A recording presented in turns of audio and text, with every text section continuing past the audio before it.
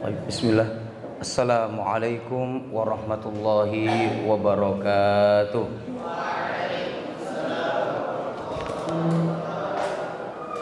Alhamdulillah wassalatu wassalamu ala rasulillah wa ba'du. Ahibati fillah, barakallahu fikum ayyuhat talabah. Alhamdulillah, di kesempatan pagi hari ini Allah Subhanahu wa taala pertemukan kita lagi di waktu pagi yang penuh barokah dengan anak-anak muda yang insya Allah nanti akan menjadi generasi soleh umat Islam, akan menjadi para penghafal Al-Quran yang akan menaklukkan Konstantinopel, menaklukkan negara-negara yang dijanjikan di akhir zaman. Amin ya rabbal alamin. Ikhwati fillah, barakallahu fikum. Di kesempatan pagi hari ini kita lanjutkan lagi rangkaian acara kita tentang masalah Ramadan. Kemarin kita sudah membahas bahwa penggerak hati kita supaya semangat Ramadan itu ada 3. Yang pertama apa? Cinta. Antum punya kecintaan nggak sama sesuatu? Kalau antum punya cinta, saya yakin antum akan tergerak untuk melakukan apapun menuju cinta tersebut. Saya cinta duit. Cinta duit bikin kita semangat apa? Semangat ngapain? Kerja. Kalau kita cinta badan yang kuat, kita akan seneng ngapain?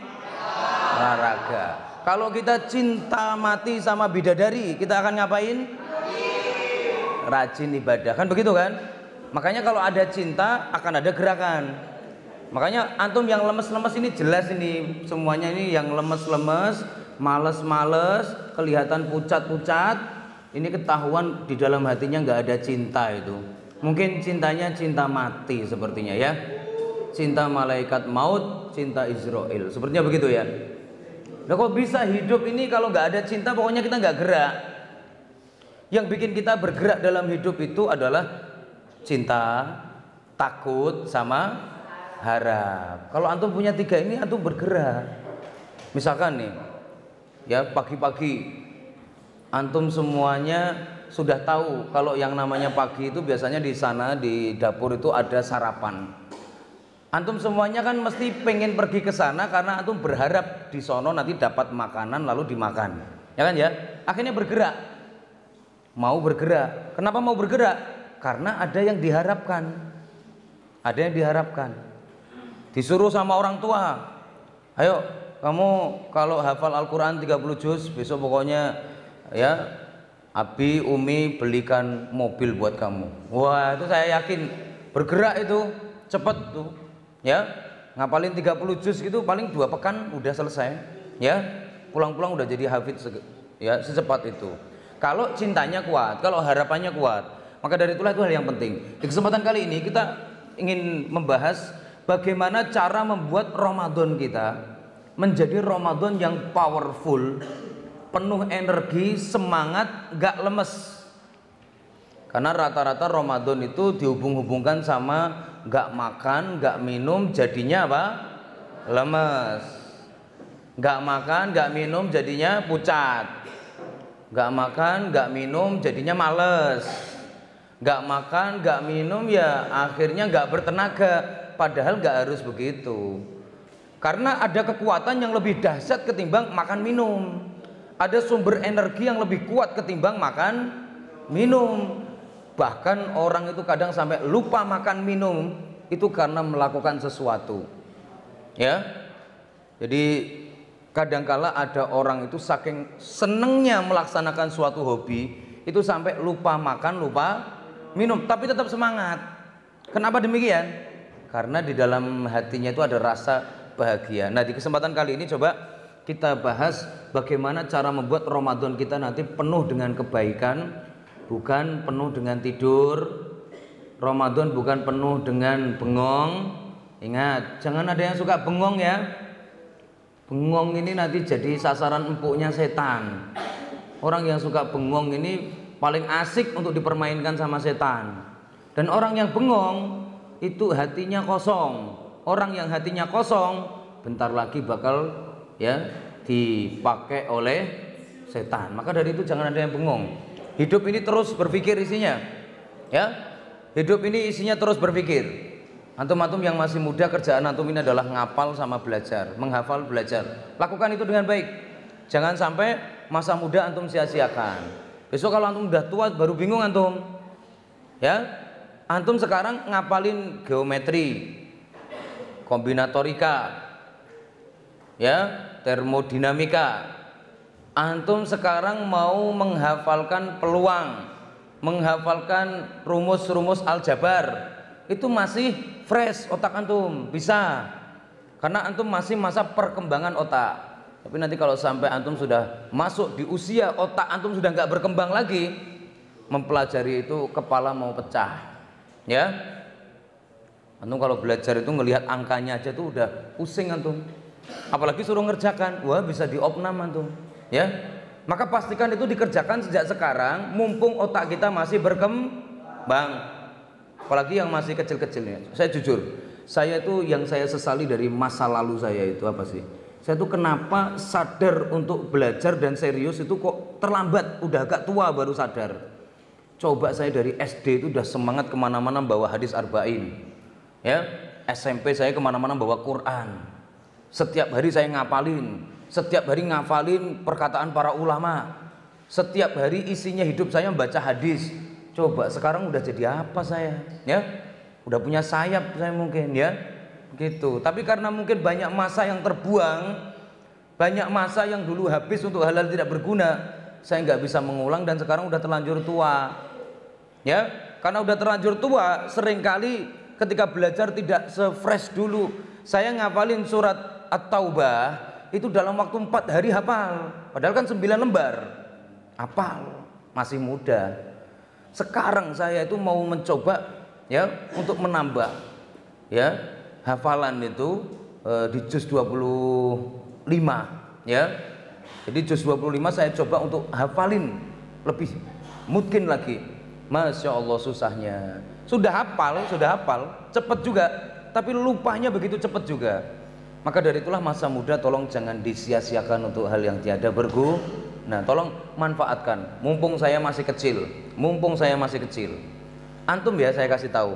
Antum kalau masih kecil gini pasti pengennya kan, ya Allah saya pengen banget cepet gede, begitu ya. Nanti antum kalau udah gede pengen kembali kayak anak kecil. Beneran dah? Antum sekarang mikir enak ya jadi orang gede. Antum besok kalau udah gede pikirannya apa? Enak ya jadi anak kecil, begitu. Karena semuanya punya tugas masing-masing. Kalau antum di masa muda sudah serius, sudah benar-benar mengisi hidup dengan segala macam potensi kebaikan, biqadril kaddi tuktasabul ma'ali, kata Imam Syafi'i, sesuai dengan usaha kerasmu nanti kamu levelnya akan naik seberapa tergantung usahamu, ya. Wa man talabal ula sahiral layali, siapa yang niat betul pengen jadi orang keren, pengen jadi manusia yang terhormat, siap-siap malamnya nggak tidur, begadang. Wa man talabal ula fi ghairil kaddi, siapa yang pengen jadi orang hebat tapi nggak mau usaha, adha'al umra fi talabil muhali, dia telah menghabiskan umur untuk hal yang tidak berguna, mustahil. Nah, ikhwati fillah barakallahu fikum, Ramadan di zaman salafus soleh itu Ramadan yang paling indah. Kemarin sudah kita bahas, dimana ketika puasa semua dosa ditinggalkan. Ketika mereka sholat malam yang paling panjang, ya. Ketika mereka itu berbuka dengan paling sederhana, sahur dengan seadanya. Ketika bulan Ramadan tiba, sedekah di mana-mana. Ketika bulan Ramadan tiba, semua waktu isinya ibadah dan kebaikan. Nah, bagaimana mereka bisa sekuat itu? Bahkan 8 kali pertempuran umat Islam itu semuanya terjadi di bulan Ramadan. Ramadan malah perang, lebih dahsyat lagi, ya. Maka dari itulah barakallahu fikum, bagaimana cara membuat Ramadan jadi sehebat itu. Ini yang kita bahas. Ada 4 hal ya, antum catat baik-baik. 4 hal ini yang akan apa? Menjadi penentu antum kira-kira Ramadannya bakal seperti apa. Yang pertama, ta'zimur Ramadan, mengagungkan bulan Ramadan. Ya, antum harus punya anggapan bahwa Ramadan itu bulan yang sangat-sangat penting, sangat dahsyat, luar biasa. Sehingga dari situlah antum nanti ketika memasukinya, antum gak akan aneh-aneh antum. Karena bulan itu sangat penting dan sangat dahsyat dan luar biasa. Kalau kita ini punya takdim terhadap sesuatu, maka kita ini akan berusaha untuk mendapatkan segala macam kebaikannya dan menghindari segala macam keburukannya. Maka rumus yang pertama, para salafus soleh kenapa bisa sekuat itu di bulan Ramadan? Karena mereka punya rasa hormat dan juga mereka itu sangat mengagungkan bulan Ramadan. Kalau antum anggap Ramadan itu penting dalam hidup antum, saya yakin antum akan berusaha mengisi Ramadan dengan yang sebaik-baiknya. Contoh gini, kita bicara penting gak penting. Antum kalau duit 5.000 jatuh, antum cari atau antum biarin aja? Cari ya, dicari bolak-balik, udah nggak ketemu pun tetap dicari terus. Kenapa uang 5.000 jatuh dicari? Karena itu penting dan berharga. Coba kalau antum sampahnya jatuh, antum cari lagi nggak? Enggak, ya, tinggalin aja sekalian, lupakanlah, begitu kan ya? Karena nggak penting. Karena nggak penting.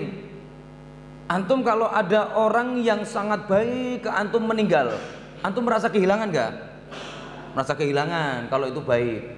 Tapi kalau ada orang penjahat, suka jahatin antum, suka bully antum, mungkin dia mati, antum merasa kehilangan nggak? Nggak.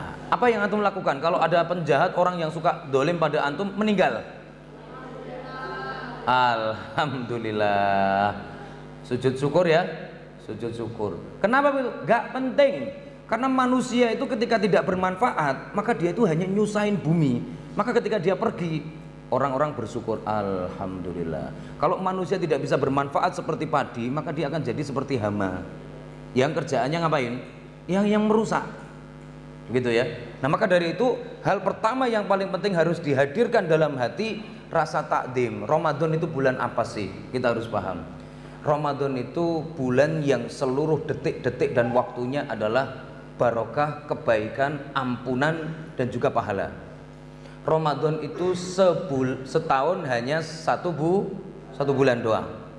Ramadan itu adalah bulan ketika Allah itu berbagi ampunan seluas-luasnya. Ramadan itu orang beramal kecil dibalas besar, orang beramal sedikit dibalas banyak, dan orang yang beramal remeh dibalas sangat berharga dan besar. Maka dari itulah dulu para salaf itu Ramadan kurang 6 bulan saja mereka itu sudah berbicara, Masya Allah 6 bulan lagi mau datang bulan Ramadan. Karena mereka merasakan Ramadan ini aduh harapan banget. Mudah-mudahan saya walaupun nggak baik di masa-masa sebelumnya, mudah-mudahan Ramadannya jadi baik dah, begitu. Makanya mereka membicarakannya sampai 6 bulan. Kalau sudah masuk kurang 3 bulan, wah mereka lebih deg-degan lagi. Makanya mereka biasa membaca doa, kata Ibnu Rajab, tapi ini hadis yang lemah, tapi boleh diamalkan, kata Syekh bin Bas dan lain-lain.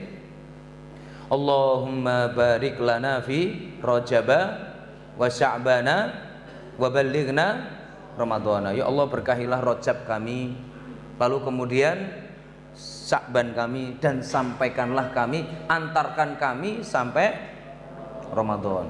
Kenapa mereka begitu berharap? Karena Ramadan itu bulan yang sangat penting dan sangat luar biasa. Apalagi di bulan Ramadan itu terdapat satu malam, kalau antum beruntung, antum sama dengan beribadah 83 tahun. Itu yang bikin apa?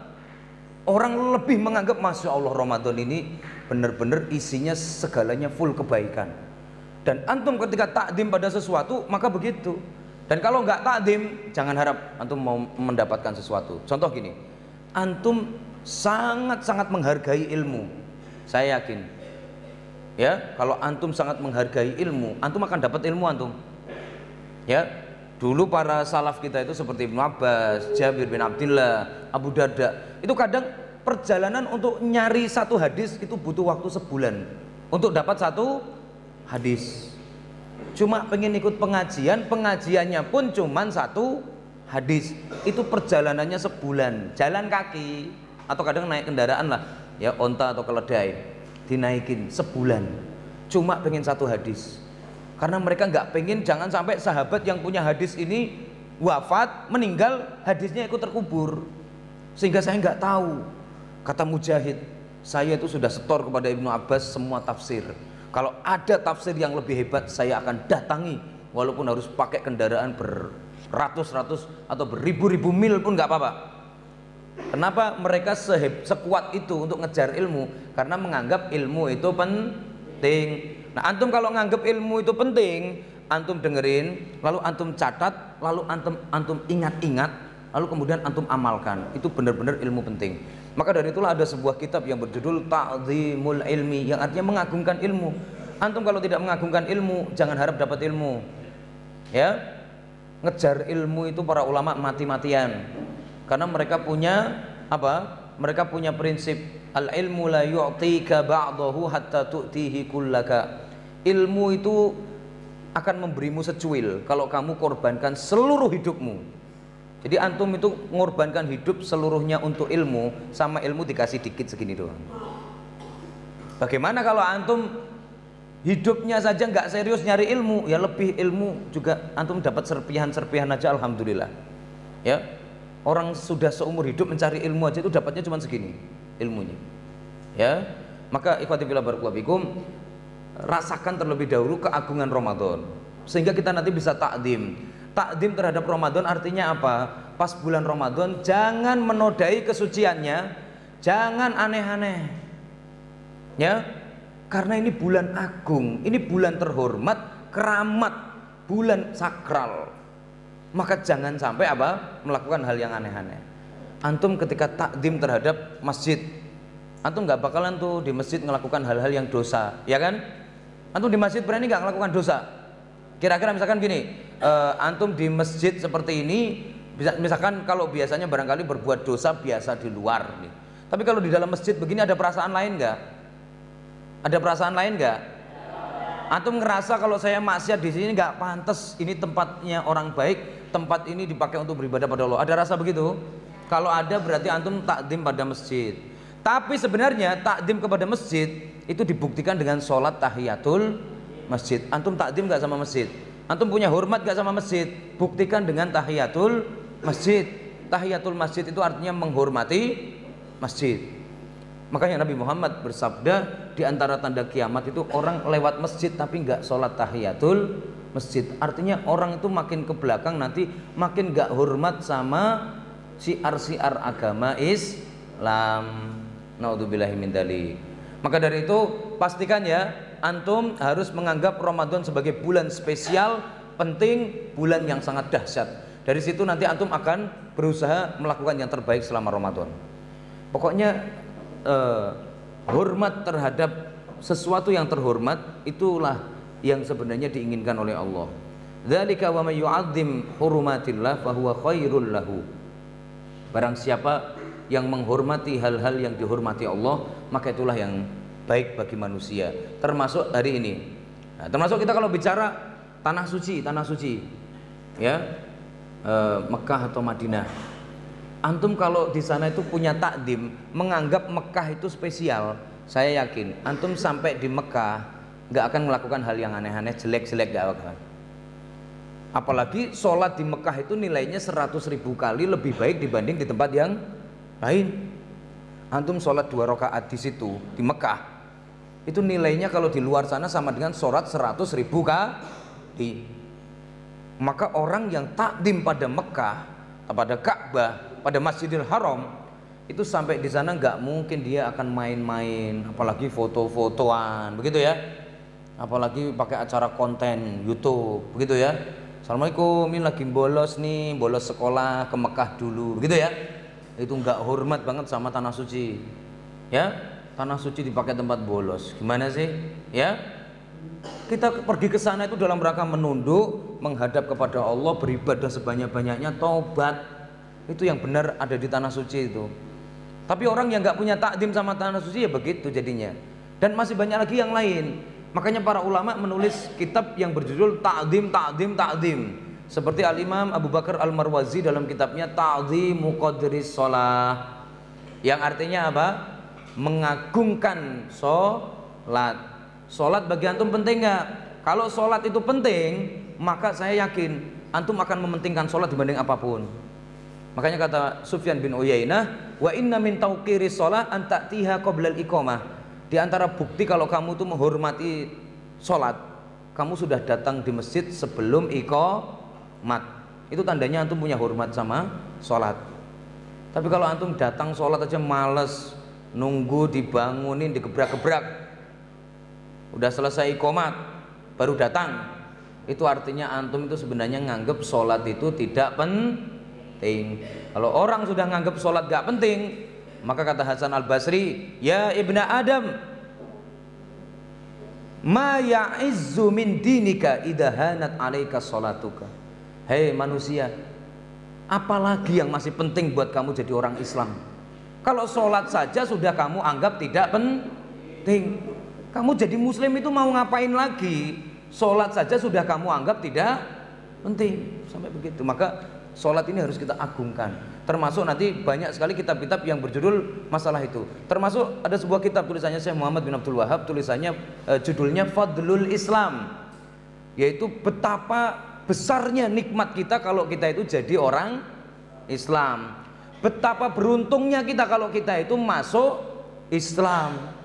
Nah, beliau sebutkan di situ banyak sekali dalil-dalilnya. Maka ayat thalabah barakallahu fikum, inilah rahasia pertama kenapa para sahabat ketika masuk bulan Ramadan mereka sangat sayang, mereka benar-benar tidak mau menggunakan Ramadan untuk yang jelek-jelek, karena mereka semuanya punya hormat terhadap bulan Ramadan. Ini Ramadan kurang 2 hari. Bagaimana perasaan antum? Mau masuk Ramadan ada rasa lain nggak? Ada perasaan, ya Allah sebentar lagi bulan penuh barokah datang. Ada perasaan begitu nggak? Kalau ada, berarti antum sudah punya takdim. Itu modal untuk berbuat baik selama Ramadan.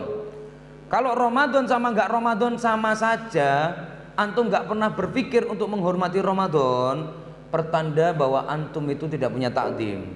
Yang nggak punya takdim nggak bakal dapat keberkahan apapun, alias nanti selama bulan Ramadan pasti dia akan menyia-nyiakan, karena sama sekali tidak punya perasaan spesial.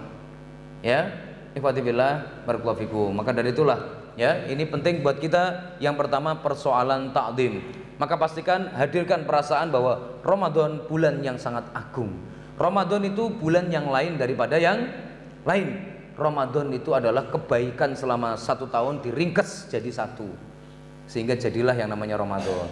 Ya, itu nanti akan membuat antum selama Ramadan jangan maksiat dan berusaha untuk selalu mentaati Allah. Itu kalau antum ya punya rasa takdim. Ya, ada beberapa contoh manusia yang nggak punya takdim. Nih, jangan masuk ke sini antum. Ya, karena ini contoh manusia yang nggak punya hormat sama Ramadan. Yang pertama, orang yang tidak puasa Ramadan itu benar-benar berarti nggak punya sedikit pun hati untuk bulan Ramadan. Sampai-sampai Ramadan tiba pun puasa aja enggak. Ya Allah, ini udah parah. Ya. Kata Imam Ad-Dhahabi dalam kitab Al-Kabair, orang yang tidak puasa pada bulan Ramadan syarrun minaz zani, lebih buruk daripada pezina, wasyaribil khamri au mudminil khamri, pecandu miras. Ya. Bal yudannuna bihi az-zandaqah wal inhilal. Orang seperti itu sudah munafik dan sudah bukan muslim. Wa yusyakku fi islamihi. Orang seperti itu kita ragukan masih muslim atau tidak, kalau sampai ada yang nggak puasa selama Ramadan. Di dalam hadis yang diriwayatkan oleh Al-Imam Ibnu Hibban dari Abu Umamah Al-Bahili, bahwa suatu ketika ada seorang Nabi Muhammad SAW sedang tidur, tiba-tiba ada malaikat datang ngajak, ayo ikut saya. Nabi Muhammad diajak masuk ke alam barzah. Pas di alam barzah, Nabi Muhammad faro'a rijalan mu'alliqina araqibahum wa musyakkikina asdaqahum. Beliau melihat ada orang yang digantung lehernya sama rahangnya disobek, mulutnya disobek sampai sini. Ya. Lalu kemudian Nabi Muhammad bertanya, itu siapa? Serem banget. Dijawab, Ulaika alladziina yuftiruna qabla tahillati shaumihim. Itu orang-orang yang dulu pas orang-orang lagi pada puasa, belum waktunya buka, tapi dia makan dengan enaknya. Maka hati-hati, jangan sampai gak puasa. Ya, antum semuanya harus siap menerima resiko siksa berat kalau seandainya berani gak puasa di bulan Ramadan. Maka harus tetap puasa. Ya, ini orang yang paling parah nih. Ya, Ramadan siang-siang makan pinggir jalan, Ramadan siang-siang ngerokok pinggir jalan, Ramadan siang-siang minum tanpa peduli. Yang lebih parah lagi, bangga lagi dengan hal tersebut. Ya, makan dengan begitu enaknya sambil tunjukin, nih saya nih nggak takut nih, tunggu aja. Ya, nanti begitu kematian datang, nyawa dicabut, dibawa ke alam barzah, dia baru tahu selama ini yang dia kerjakan telah berubah menjadi bara api dan telah menjadi bahan siksaan yang sangat mengerikan. Naudzubillah. Yang kedua, orang yang nggak punya hormat pada Ramadan itu Ramadan tapi masih melakukan dosa, itu tandanya nggak punya hormat. Para sahabat kemarin sudah kita bahas, kalau mereka berpuasa seharian itu nggak ada satupun yang berbuat dosa, karena mereka punya prinsip, ya, barang siapa yang berbuat dosa di bulan Ramadan, puasanya batal. Kalaupun tidak diartikan batal, orang yang berbuat dosa selama Ramadan berarti amal puasanya sia-sia, nggak ada faedahnya, nggak ada manfaatnya. Man lam yada' qaula zur wal amala bihi falaisa lillahi hajah. Siapa yang tidak berhenti bohong, siapa yang nggak berhenti berbuat salah dosa selama Ramadan, maka Allah tidak peduli itu mau puasa apa enggak, bagi Allah sama saja, enggak penting. Orang puasa itu mulutnya dijaga. Makanya kata Jabir bin Abdullah dalam Musannaf Ibnu Abi Syaibah, idza kunta yauma shaumika, apabila kamu sedang berpuasa, amsik alaika lisanaka wa aynaka, jaga mulut, jaga mata, jaga telinga, ya. Wala taj'al yauma shaumika wa yauma fitrika sawa, jangan kamu samakan puasa sama enggak puasa. Ya, maka dari itu ayat tolaba barakallahu fikum, selama Ramadan nanti janganlah antum ya ngotor-ngotorin dan nyampah di bulan Ramadan. Nyampah Ramadan maksudnya apa? Ngotorin pemandangan. Ramadan itu pemandangan iman. Ramadan itu saatnya kita ngelihat orang-orang baik. Ya, kok ada orang Ramadan malah berbuat dosa. Makanya selama Ramadan tolong HP-nya dipuasakan. Jangan dibuka kecuali sudah maghrib. Ya, HP kita juga perlu kita puasakan biar kita nanti selama Ramadan gak banyak dosa. Kadang-kadang antum barangkali berpikir, Ustadz tapi saya mau baca Al-Quran Ustadz, Al-Qurannya ada di HP, begitu ya. Itu antum kejebak setan dan kejebak diri antum sendiri. Kita kalau sudah baca HP, mau baca Al-Quran, tiba-tiba pesan WA masuk, dibuka enggak? Buka enggak? Ya, akhirnya aduh kebuka. Dibuka ternyata masuk ke grup. Di grup ternyata ada 120 pesan. Baca satu ayat belum kelar, sudah baca pesan WA 120. Kejebak setan kita kalau hal seperti itu kita lakukan. Maka mending selama Ramadan ya udah kalau bisa jangan megang HP, pegang aja Al-Quran terus. Ya, supaya antum tidak mengotor-ngotori keindahan Ramadan. Nah, kemudian yang selanjutnya, orang yang tidak hormat pada Ramadan itu adalah orang yang selama Ramadan mengerjakan hal-hal yang sia-sia. Ya, bangun tidur subuh sampai siang ya mancing, siang sampai sore main game, sore sampai maghrib jalan-jalan. Puasa kalau isinya hal tidak berguna semua seperti itu pertanda bahwa orangnya gak bisa menghargai Ramadan. Ramadan itu adalah nama bulan, bukan hanya puasa doang tugasnya, tapi juga mengisi Ramadan dengan kebaikan. Orang-orang yang tidak punya keinginan untuk mengisi Ramadan dengan hal bermanfaat, itu pertanda dia nggak bisa menghargai Ramadan. Kesempatan emas untuk melipat gandakan pahala nggak dipakai, kesempatan dapat ampunan dibiarkan, lari lolos, naudzubillahi min dzalik.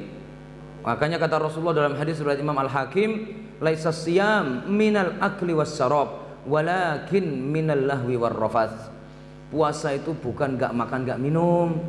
Puasa itu juga jangan ngomong kotor, jangan melakukan hal yang sia-sia.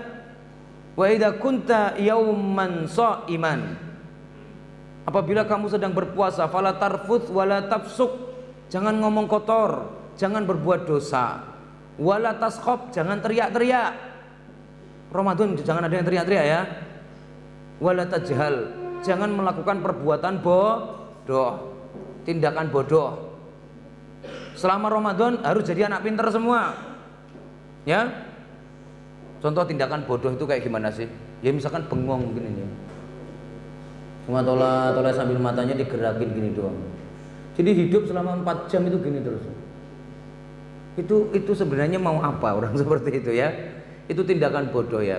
Antum pakailah untuk yang bermanfaat. Minimal antum pakai untuk lompat-lompat lah, nggak apa-apa, biar badannya sehat. Kata Imam Syafi'i, orang itu kalau nggak melakukan hal yang baik pasti melakukan yang buruk. Maka antum pastikan jangan sampai ya antum kok menggunakan hidup untuk hal yang tidak benar. Buang-buang waktu itu benar-benar ya merupakan masalah yang sangat besar. Kita hidupnya di dunia terbatas, waktunya malah dibuang-buang. Ya, setiap detik antum bisa rubah itu jadi pahala, bisa rubah jadi rumah di surga. Setiap detik antum bisa antum rubah jadi kebaikan. Kalau sampai nggak dimanfaatkan sia-sia ya. Dan yang terakhir, orang yang tidak hormat pada Ramadan itu diantaranya adalah orang yang selama Ramadan tidak memanfaatkan untuk beramal soleh, baca Quran yang enggak, zikir juga enggak, belajar ilmu juga enggak, ya, sholat tahajud yang panjang juga enggak, habis itu sodakoh juga tidak.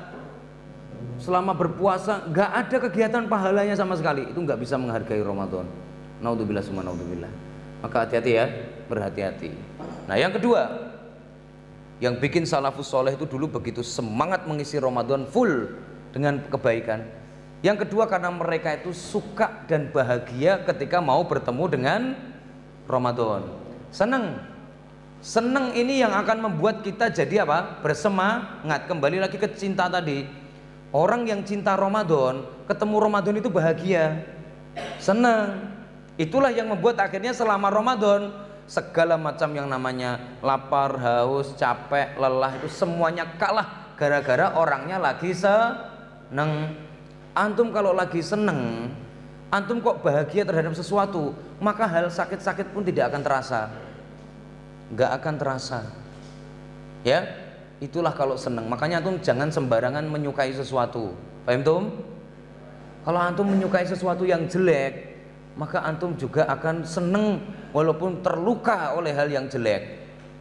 Contoh begini, saya lihat tuh sekarang ini lagi rame banget yang namanya anak-anak itu suka balap liar. Paham tuh balap liar ya? Nah, jadi balap liar itu kalau saya perhatikan itu hampir setiap hari itu makan korban.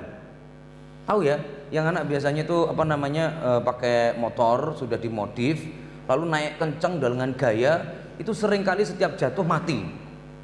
Tapi karena mereka suka sama itu, mati pun besok diulangi lagi. Mati pun pengen mengulang lagi tetepan. Yang lain ngelihat temennya mati pun juga besok pengen nyobain juga, mati juga. Dan itu banyak banget. Banyak banget saya lihat, saya ada banyak sekali video-video yang menjelaskan hal tersebut. Ya. Bahkan di beberapa tempat itu yang sangat saya ada kajian itu di daerah sana di depan Denso itu, di pabrik Denso ya, di MM 2100 itu, di sana itu ada jalan yang sangat lebar. Tiap malam itu isinya anak-anak balapan, berkali-kali mati, udah 3 katanya. Tapi tiap malam diulang terus. Ya, motor ninja sama ninja yang 250, kecepatannya sekitar mungkin 180 sampai 200, itu dalam posisi berlawanan arah. Siapa yang cepat sampai duluan, maka itu nanti yang dapat hadiah. Caranya nanti ditunjukkan dengan ada bendera yang diangkat, sudah nyampe apa belum. Itu berkali-kali karena saking kencengnya tabrakan, mati. Tapi karena cinta ya, mereka ulangi lagi. Udah temennya mati, besok lagi balapan lagi. Temennya besok yang balapan ini mati, diulangi lagi sama yang lain. Itu loh contoh kalau orang sudah cinta pada sesuatu, itu benar-benar gak peduli apapun yang terjadi. Maka ketika kita ini sudah ada perasaan seneng sama Ramadan, insya Allah lemes-lemesnya kalah. Ya, laparnya juga kalah. Apalagi yang kalah? Hausnya juga kalah. Yang penting seneng Ramadan. Makanya dulu ketika Ramadan itu datang, diriwayatkan dari Umar bin Khattab mengatakan, marhaban bimutahhirina minad dunub.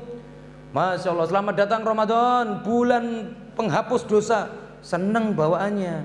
Nah, kalau sampai kita ini tidak punya rasa seneng sama Ramadan ini akan jadi siksaan buat kita. Ya, nggak boleh makan, nggak boleh minum, lemes, mana panas lagi, ya, mana di Darul Munir sudah puasa-puasa kegiatannya tetap ada, pengennya tidur terus, kan begitu ya. Itu karena antum nggak suka sama Ramadan, makanya antum juga nggak berhasil merubah ya hal-hal yang nggak enak itu jadi enak. Antum bisa merubah semua hal yang nggak enak jadi enak itu dengan mahabbah, dengan seneng. Kalau antum ada rasa seneng, maka insya Allah semuanya jadi enak nanti. Semuanya jadi enak. Ya, gini, antum lihat nanti antum kalau masih kecil begini barangkali ya, masih muda-muda begini, antum belum punya kesukaan makan pare. Ada yang suka makan pare? Enggak, antum belum. Tapi nanti antum kalau sudah setua saya, antum akan menikmati bahwa makan pare itu enak dan nikmat. Pahit gak? Ya pahit. Tapi saya sudah punya pemahaman sebagai orang yang sudah tua, ya. Oh, pare itu ternyata bisa mengurangi gula, mengurangi kolesterol, mengurangi semua kotoran-kotoran dan juga penyakit-penyakit yang di tubuh. Akhirnya saya makan pare walaupun barangkali pahit-pahit, tapi bisa tetap menikmati karena saya apa? Punya rasa suka terhadap manfaat yang ada di dalam pare. Begitu. Ya. Jadi ayatollah barakallahu fikum. Antum misalkan makan makanan yang micinnya banyak, seneng nggak? Mie instan, seneng nggak? Seneng. Ketika antum seneng, antum nggak pernah peduli kan? Di mie instan itu isinya apa, begitu nggak pernah peduli kan? Di dalamnya itu kira-kira ada zat berbahaya apa enggak, peduli nggak? Nggak. Kenapa nggak peduli? Kenapa nggak takut? Karena seneng. Orang-orang yang ngerokok tuh, yang suka ngerokok, lihat. Di rokok itu jelas ada tulisan merokok membunuhmu. Di situ jelas ada gambar orang lehernya dilobangin. Di situ jelas ada gambar paru-paru yang gosong kena asap. Di situ jelas ada orang-orang yang lehernya sampai membusuk, ya kan? Tapi karena antum seneng, begitu, bukan antum afan. Tapi karena manusia itu seneng sama rokok, udah kecanduan sama rokok, itu gambar-gambar kayak begitu tuh dia udah nggak peduli, ya.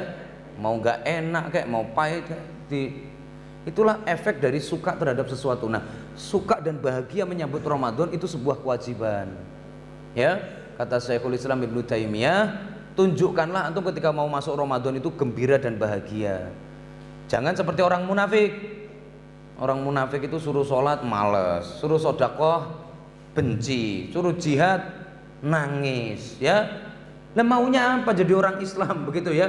Suruh apa aja dia nggak mau. Padahal semua yang Allah perintah sudah pasti kebaikan. Tapi ya begitulah. Nah, Allah Subhanahu wa taala ini ingin memberikan kepada kita bulan spesial, bulan yang sangat mudah bagi kita untuk mendapatkan kemuliaan akhirat, maka tolong sambutlah dengan bahagia. Ya, sambutlah dengan sukacita, seneng, happy. Alhamdulillah, bentar lagi Ramadan ya Allah. Selama Ramadan saya nanti akan jadi orang yang penuh dengan barokah dan kebaikan. Begitu. Yang ketiga, ayat Allah barakallahu fikum. Ya, modal para salaf kenapa Ramadannya penuh dengan amal soleh dan semangat selalu, itu adalah karena mereka sudah niat sebelum masuk bulan Ramadan. Niat. Orang yang niat itu akan serius, ya. Tapi kalau nggak punya niat, ya nggak serius. Ya, saya kasih contoh, misalkan saya sendiri, Afan, mungkin saya kan dulu pernah mondok juga. Saya mondok lebih lama ketimbang antum. Saya mondok itu sampai 12 tahun. Ya, saya di Ma'had 12 tahun. Tinggal di pondok. Dengan kehidupan pondok, gaya pondok 12 tahun lamanya. Jadi sudah cukup kenyang dan saya sudah tahu trik-triknya anak pondok. Ya, saya sudah tahu alibi-alibinya anak pondok. Saya ngerti tempat persembunyiannya anak pondok. Saya sudah tahu kalau ada anak pura-pura sakit ala pondok, ya paham semuanya pokoknya, ya. Masuk anak-anak pondok suka nyembunyiin HP di mana, ngerti saya. Saya mah hidup udah 12 tahun di pondok. Nah, saya itu dulu ketika masuk pondok, saya itu punya niatan begini. Cerita sedikit barangkali. Saya ini berangkat dari keluarga yang sama sekali tidak mengenal din, nggak mengenal agama. Islam maksudnya ya cuman muslim gitu aja lah. Tapi secara ilmu atau mungkin keluarga kiai nggak ada. Nah, sampai suatu ketika saya akhirnya kemudian, dan dari keluarga yang tidak mampu, jujur saja tidak mampu. Saya kemudian pada waktu itu bekerja. Setelah bekerja, saya tuh mendengar ada orang debat tentang masalah din begitu ya, masalah apapun kok debat. Saya tergerak hatinya. Wah, saya pengen belajar Islam ah. Kalau saya tahu Islam, saya kan nggak bingung. Saya bisa baca kitab sendiri, enak. Saya nggak perlu nanya-nanya ke sana kemari. Saya baca sendiri biar puas, nggak bisa dibohongin saya. Kan begitu ya? Akhirnya saya memutuskan untuk nyari pondok. Bismillah, saya mondok di Jombang. Selama mondok di Jombang, saya sudah niat saya mau belajar, tapi uang saya terbatas. Saya mungkin kalau saya hitung-hitung, saya sampai kelas 2 SMA doang. Sisanya saya nggak mungkin bisa sanggup. Ya. Nah, akhirnya saya selama di pondok setiap hari fokus untuk belajar. Saya ingin bisa bahasa Arab, jadi saya belajar bahasa Arab. Saya di perpustakaan setiap hari hampir, kalau cuma 10 jam kayaknya kurang lah. Itu hari-hari biasa. Kalau hari libur saya bisa sampai 20 jam di perpustakaan terus. Ngapain? Ngafalin mufrodat sambil baca kitab. Belum bisa baca tapi saya karena pengen banget bisa. Niat saya memang dari awal, dari rumah niat saya mau belajar, saya pengen pinter, saya pengen bisa baca kitab. Dan saya sebelum pulang ke rumah harus sudah bisa, karena uang saya nggak cukup untuk lulus. Nggak apa-apa bagi saya, resiko. Ya, sampai akhirnya saya belajar sampai kelas 2, betul uang saya habis. Ya, saya akhirnya menyampaikan, saya ini sebenarnya masih pengen lanjut, tapi uang saya nggak ada. Ya, dan nggak ada yang mensubsidi saya. Saya minta tolong, saya izinkan pulang. Bismillah, saya kayaknya sudah bisa untuk baca kitab. Ya, itu ketika di pondok niat. Di pondok apa yang dilakukan? Ya serius. Selama di pondok puasa Daud, puasa Senin Kamis, sholat qiyamul lail yang panjang. Isinya di pondok itu akan indah kalau kita mengisinya dengan ibadah. Ya, antum udah dikurung di sini, dikungkung, terus kemudian antum nggak merasa bahagia. Wah, antum udah tersiksa itu, double tuh, siksaan jiwa dan raga sekaligus. Tapi kalau di pondok itu dinikmati, Masya Allah, saya merasa pokoknya tiap hari tinggal kemana-mana bawa kamus, kalau sebelum sholat bawa Al-Quran, lalu kemudian nanti malam-malam bangun untuk sholat tahajud sambil murojaah Al-Quran. Ya, kalau di waktu-waktu yang lain diskusi sama teman-teman, ngomongin soal ilmu, bicarakan ini apa sih artinya, ini bagaimana sih latihan ngomong bahasa Arab. Ya, di sela-sela itu kita pakai kegiatan untuk ya beraktivitas fisik, ya lari lah, ya latihan push up, latihan untuk merayap, rolling, tiap siang hari lari-lari untuk mengisi. Kehidupan di sana berjalan sangat nikmat dan enak. Ya, lanjut lagi pondok lagi, lanjut lagi mondok lagi, lanjut lagi mondok lagi, pindah-pindah pondok. Semuanya selesai dan lulus, tapi maksud saya dapat banyak pengalaman dari persoalan pondok karena niat. Saya punya teman tapi juga di pondok nggak niat. Orang tuanya sih kaya. Saya perhatikan dia tuh kalau makan itu lauknya full, serba lengkap pokoknya. Kita di pondok biasanya kalau makan kan pasrah, dikasih apa sama tukang dapur dimakan kan. Ini enggak, dia lauknya selalu ada tambahannya. Ada yang rendang lah, atau makanan yang enak-enak semuanya dia punya. Tapi dia memang nggak niat. Jadi selama di sono itu kerjaannya nangis terus, kerjaannya bengong terus, kerjaannya itu pokoknya bikin masalah terus. Ya, jadi selama di pondok itu hampir sekitar 2 tahun itu nggak menghasilkan ilmu secuil pun, yang didapat itu penderitaan. Ya, karena memang dari awal nggak niat. Makanya antum kalau memang niat betul pengen jadi anak pinter, niat betul pengen jadi orang sukses, dan itu kita buktikan 20 tahun lagi. Antum 20 tahun lagi jadi apa? Kita lihat ya. Kalau ada yang kesini jadi tukang gorengan, nah sini saya kasih tahu rahasianya. Kenapa antum milih jadi tukang gorengan? Tahu saya kenapa. Kamu pasti di DM dulu kenapa, bagaimana. Yakin jawabannya ada. Kalau ada yang datang ke sini ternyata, ya mana santri DM, oh ya ini, gimana Hi? Sekarang jadi apa? Tukang rongsokan Ustaz, saya nyari sampah. Oh ya, kamu di DM dulu ngapain? Tuh Ustaz, yang suka tidur di pojokan, kalau diajarin nggak serius, ngerjain tugas asal-asalan, tahfidz nggak pernah kesentuh, suruh ngapalin saya malah bolos, itu saya. Oh ya pantes. Ya, 20 tahun lagi kalau ada yang datang, Ustaz saya sekarang udah jadi profesor, saya akan nanya, antum di DM dulu ngapain? Ahi, alhamdulillah Ustaz saya tahfidznya 30 juz selesai. Oh Masya Allah, saya dulu juga waktu di DM itu alhamdulillah seringkali berdoa memohon kepada Allah tiap malam. Oh iya. Ya, terus apain lagi Ahi antum? Saya di DM alhamdulillah nggak pernah melanggar peraturan. Masya Allah. Terus gimana? Saya dulu waktu diajarin matematika, saya saat teman-teman semuanya pada tidur, udah melayang, ya, saya yang paling semangat. Oh, pantas jadi profesor antum. Ya. Kalau ada yang misalkan besok datang, Ustaz, saya sekarang jadi pengusaha. Saya sudah punya 100 cabang usaha saya. Oh iya. Di DM dulu ngapain?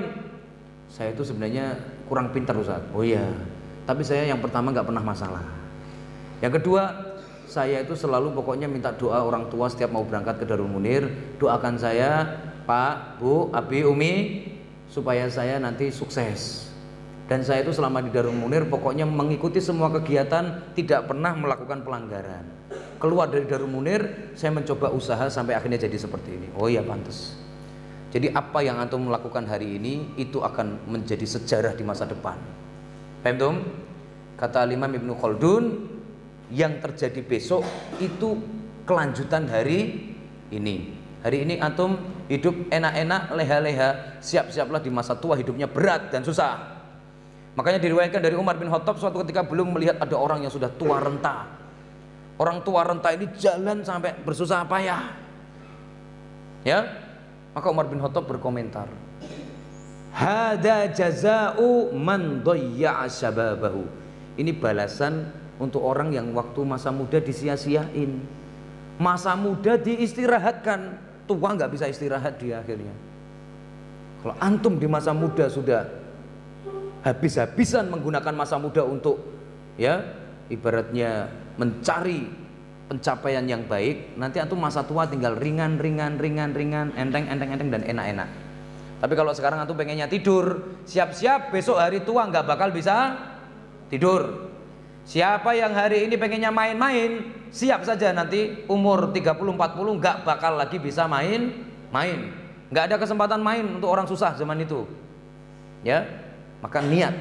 Para sahabat sebelum masuk Ramadan, para salaf kita sebelum masuk Ramadan, kalau saya sebut salaf, masih ingat salaf itu siapa?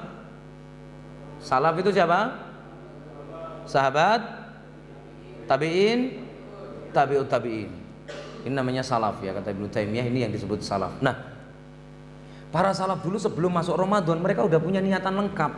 Besok waktu Ramadan saya akan sholat 5 waktu tepat waktu dan sebelum iqamat sudah datang. Saya akan dzikir setelah sholat dengan baik. Lalu kemudian sholat rawatib 12 rakaat sehari semalam.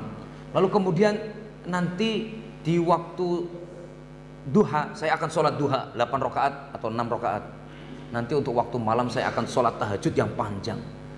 Nanti kalau saya punya uang akan sodakoh. Nanti kalau selama Ramadan saya itu akan mengisi waktu-waktu kosong saya dengan membaca Al-Quran. Kalau antum sejak sekarang sudah niat, besok waktu Ramadan insya Allah antum akan ada semangat. Tapi kalau sekarang udah nggak tahu lah Ramadan, nggak peduli mau ngapain begitu ya, nggak punya rencana, maka dijamin Ramadan besok isinya itu tadi, tidur, ngantuk, lemes, males, ya, sakit-sakitan, ya itu lagi lah, muter-muter ke situ lagi Ramadannya, ya. Jadi Ramadan penuh masalah, bukan Ramadan penuh makna ya. Bukan Ramadan penuh berkah, tapi Ramadannya malah penuh masalah itu nanti. Maka pastikan sejak sekarang niat. Ya. Besok Ramadan kira-kira antum mau mengamalkan apa? Mau ikut iktikaf gak? Gak niat? Niat aja dulu. Kalau nanti terlaksana atau tidak gak masalah. Yang penting sekarang niat. Bismillah, semuanya ikut iktikaf? Jawab yang tegas. Bismillah, semuanya insya Allah ikut iktikaf? Insya Allah hatam Al-Quran? Sholat rawatib 12 rakaat? Sholat berjamaah full semuanya? Zikirnya panjang-panjang? Zikir pagi petang sebelum tidur sama sebelum subuh semuanya zikir? Insya Allah besok antum pas Ramadan tinggal melaksanakan. Kalau antum sudah ada niat. Kalau niat aja enggak berani, ya gimana mau ngerjakan? Minimal sudah niat. Niatul mukmin khairun min amalihi, riwayat Imam At-Tabrani. Niat seorang mukmin itu lebih bagus dibandingkan amalnya. Maka kalau sudah ada niat, insya Allah nanti akan ada azam atau keinginan kuat dan tekad untuk bisa menjalankannya. Maka pastikan antum berniat. Niat aja enggak, pengen aja enggak, gimana mau mendapatkan? Misalkan begini, ya, antum tuh berpikirlah, di zaman sekarang kan banyak nih orang-orang keren ya, misalkan ya ada ustadz lah, ada pengusaha atau apa. Antum semuanya ada nggak yang pengen kayak orang sukses itu? Coba misalkan, yang baju putih, ya, antum kira-kira pengen jadi kayak tokoh siapa sih sekarang yang ada sekarang? Tokoh siapa yang pengen banget antum? Atau mungkin tokoh masa lalu juga nggak apa-apa. Kira-kira antum pengen sehebat siapa? Siapa? Hah? Abu Bakar As-Siddiq. Sudah tahu Abu Bakar As-Siddiq seperti apa? Ibadahnya Masya Allah, akhlaknya Masya Allah, sodakohnya Masya Allah, dan yang paling penting imannya Masya Allah. Antum kalau pengen bener kayak Abu Bakar As-Siddiq, begitu. Kalau antum lagi yang baju abu-abu, ya, antum boleh pakai baju kelabu, tapi masa depan jangan kelabu ya. Coba, pengen jadi kayak apa? Besok kalau seandainya antum ini kalau antum disuruh milih, saya tuh pengen jadi kayak siapa sih orang hebat yang antum inginkan? Kayak siapa? Ustadz Iron. Ya, kenapa? Alasannya pengen kayak Ustadz Iron, sebab apa tuh?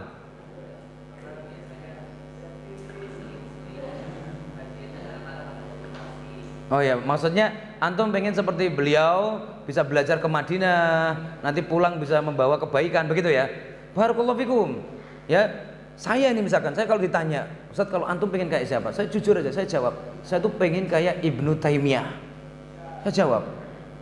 Saya kalau ditanya begitu, orang yang nggak punya keinginan pengen jadi kayak orang keren, ya nggak bakal keren. Nah yang lebih parah kalau sampai antum cita-citanya malah pengen jadi orang rendahan, pengen jadi orang yang mungkin levelnya lebih rendah ketimbang antum. Misalkan antum ditanya, antum kira-kira pengen jadi kayak siapa dari semua yang ada, begitu ya? Saya tuh pengen banget itu nanti jadi kayak itu loh, saat pelawak siapa, begitu ya? Dan antum ngapain cita-cita kok jadi pelawak? Ya, lebih enakan ketawa akhi ketimbang bikin orang ketawa. Bikin orang ketawa itu bikin stres. Kita aja yang ketawa enak, bahagia ya. Tapi bikin orang ketawa itu stres. Makanya banyak sekali para pelawak itu juga mati bunuh diri. Dikarenakan kenapa? Oh ternyata yang bisa bikin ketawa belum tentu dia itu bahagia. Yang bahagia itu yang bisa ketawa, itu bahagia. Ya, seperti itu. Nah, ikhwati fillah barakallahu fikum, penting. Coba antum sejak sekarang pilih tokoh siapa yang pengen antum tiru. Saya tuh pengen banget seperti Ustadz Fulan, silahkan. Saya tuh pengen banget kaya raya kayak Elon Musk. Boleh nggak niru pengen kaya kayak Elon Musk? Boleh. Yang penting Elon Musk versi Islam. Kebayang kan? Seandainya antum nanti punya SpaceX ya, lalu kemudian itu ternyata perusahaan antariksa milik orang Muslim, antum bisa mengabarkan luar angkasa dengan jujur, tidak terpengaruh oleh keburukan dunia sekarang. Hebat kan? Antum bisa ngasih tahu orang tuh, nggak nakut-nakutin orang. Coba kita sekarang nggak punya perusahaan seperti itu, susah. Info tentang luar angkasa diambil sama NASA, ya. Karena kan yang mikirin luar angkasa NASA, kalau kita kan masih mikirin nasi kan, jauh. Begitu loh ya. Akibatnya kita kadang dibohongin, itu ada meteor mau nabrak bumi, begitu ya. Giliran kita udah siap-siap mau mati, gagal, meteornya nggak jadi datang. Coba, gara-gara kita dibohongin. Coba kalau yang punya SpaceX itu muslim, enak nggak? Enak. Lalu akan mengajak kita rekreasi keluar angkasa, mengenalkan nih, ini semuanya milik Allah. Langit, bumi, galaksi yang jumlahnya miliaran itu, ya, nebula-nebula, meteoroid, ya, yang namanya asteroid, planet Saturnus dengan 16 bulannya itu semuanya milik Allah Subhanahu wa taala. Akan membuat iman kita tambah kuat. Antum kalau pengen, antum akan kuat untuk berusaha. Maka dari itulah niat itu sudah sangat penting. Para sahabat sebelum masuk Ramadan yang disiapkan paling bagus itu persoalan apa? Niat. Makanya mereka sudah memperbaiki diri jauh-jauh hari sebelum Ramadan. Makanya kata Ibnu Rajab, tuba liman aslaha nafsahu qabla Ramadan. Sungguh beruntung orang yang sudah memperbaiki diri sebelum masuk bulan Ramadan. Sudah baik sebelum Ramadan. Yang terakhir, modal para sahabat sehingga Ramadannya bisa dahsyat dan keren, nggak ada satupun yang lemes, ya. Itu adalah ilmu yang cukup, ilmu tentang Ramadan. Ingat, Ramadan itu bukan hanya puasa. Ramadan itu adalah sebuah kesempatan emas meraih surga. Makanya isinya bukan hanya puasa, ya, puasa, tilawah, sholat malam, Lailatul Qadar, iktikaf, sodakoh, dzikir, itu semua isi Ramadan. Maka antum semuanya pastikan punya ilmu tentang Ramadan. Insya Allah kan habis ini ada pembahasan ya, nanti ada Ustadz Ruyatillah yang akan membahas tentang masalah ilmu-ilmu seputar Ramadan. Kemarin kita sudah membahas barangkali sedikit tentang masalah Ramadan. Ikhwati fillah, barakallahu fikum. Ini harus kita baris bawahi karena kita orang Islam ini ibadahnya harus pakai ilmu. Al ilmu qoblal qaul wal amal. Ilmu harus sudah kita miliki sebelum kita berkata dan berbuat. Amal kalau tidak pakai ilmu maka bisa dipastikan nanti banyak amal yang tidak sah, amal yang rusak, amal yang menyelisih sunnah, amal-amal yang nggak ada dasarnya, amal-amal yang ternyata bid'ah, amal-amal yang ternyata nggak sesuai dengan petunjuk Rasulullah dan lain-lain. Tapi kalau antum punya ilmunya, maka insya Allah itu akan semakin memudahkan antum menjalani Ramadan. Jam sekian, oh iya ini waktunya doa mustajab. Jam sekian, oh ini adalah saatnya banyak-banyak istighfar. Oh, kalau waktu buka puasa, saya pengen buka puasa versi ideal ala Rasulullah. Waktunya sahur, saya pengen sahur kayak Rasulullah. Sholat malam, saya pengen kayak sholatnya Rasulullah. Nabi Muhammad itu kalau sholat malam, ya, beliau biasanya mulai sholat jam 10, selesai sholatnya jam setengah 4. Jam 10 sampai setengah 4. Ya. Nabi Muhammad itu 7 hari sekali hatam di sholat, ya, hatam Al-Quran. Sehingga beliau kalau sholat itu sangat lama-lama banget, ya, seperti itu. Maka antum kalau seandainya pengen mencontoh Nabi Muhammad, kalau antum pengen membandingkan betapa kita itu kok sangat-sangat kurang serius, kita kan kalau sholat tarawih pendek-pendek, itu pun juga cepat-cepat, ya. Nah untuk Rasulullah tidak, beliau itu adalah teladan kita, memberi contoh sholat tarawih yang versi benar. Kalau antum punya ilmunya, antum bisa meniatkannya. Tapi kalau nggak punya ilmunya, maka nggak bisa diniatkan. Ya, Taib hayakumullah. Tapi itulah barakallahu fikum. Itulah 4 hal yang saya sarikan dari kitab Lataiful Ma'arif.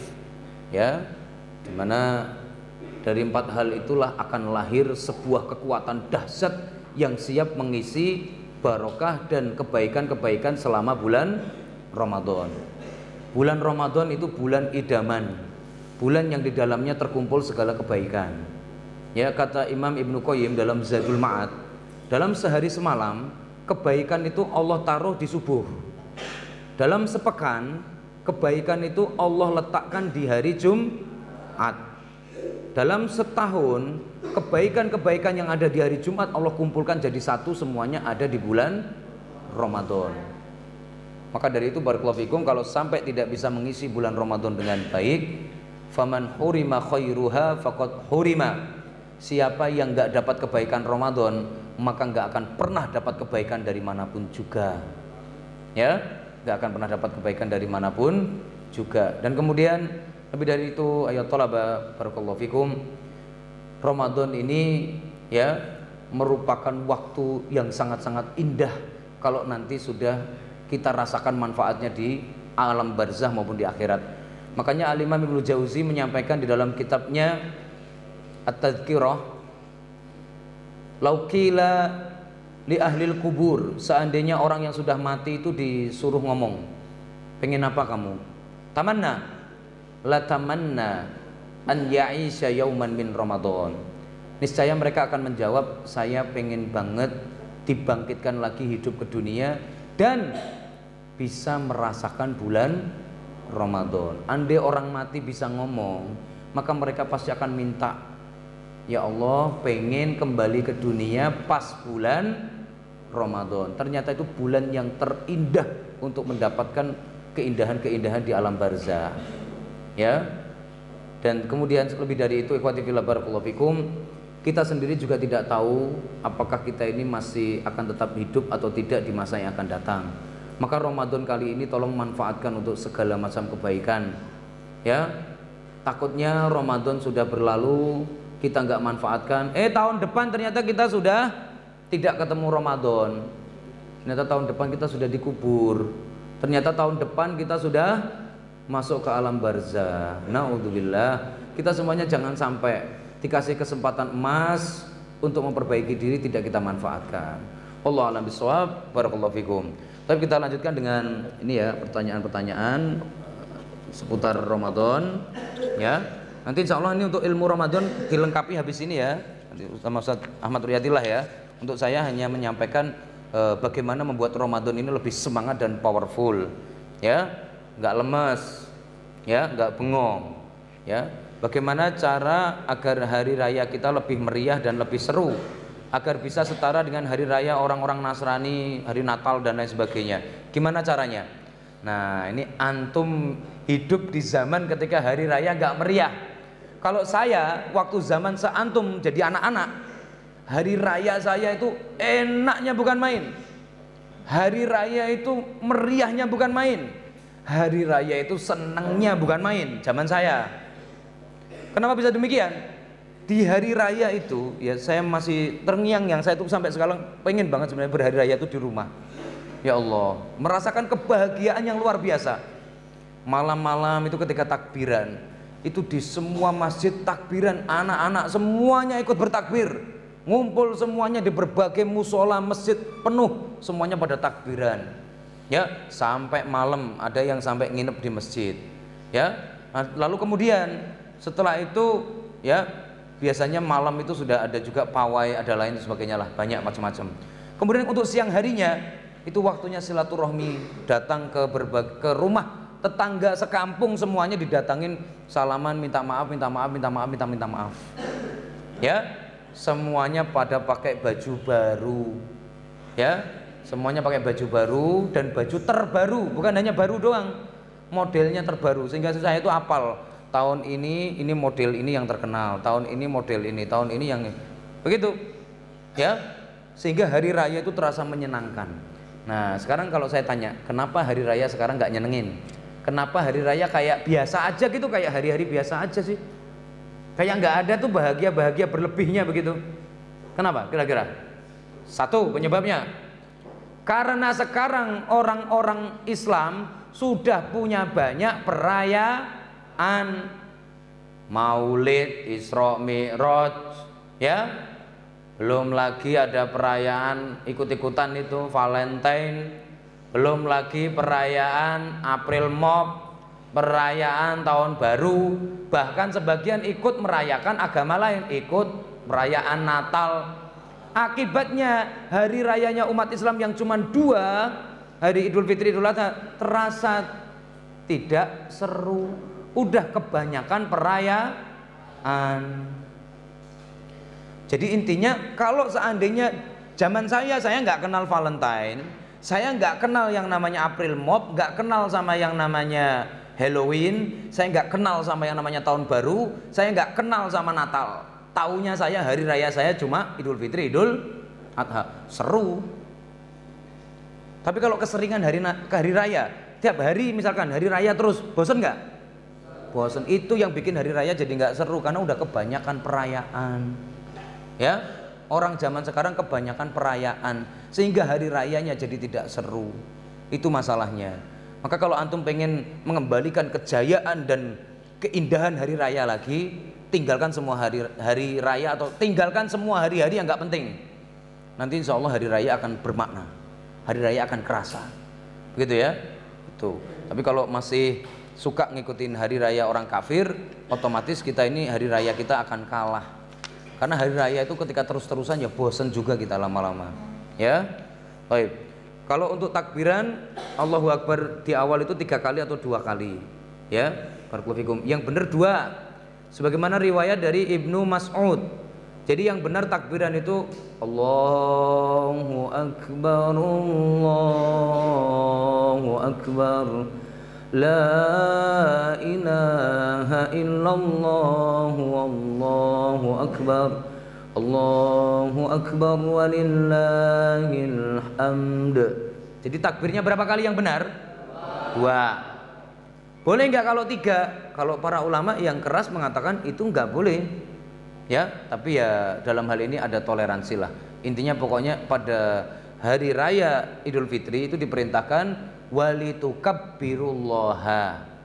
Ya, hari raya Idul Fitri itu hari ketika kalian diperintahkan untuk mentakbirkan atau mengucapkan Allahu Akbar. Makanya diperbolehkan 3. Cuman kalau kita ngikutin sunnah yang sahih, riwayat dari Ibnu Mas'ud yang sahih cuman 1, yaitu takbirnya 2 kali. Untuk takbir 3 lemah. Untuk takbir yang lain modelnya lemah. Yang sahih pokoknya takbir itu cuma 2. Yang lain takbirnya lemah.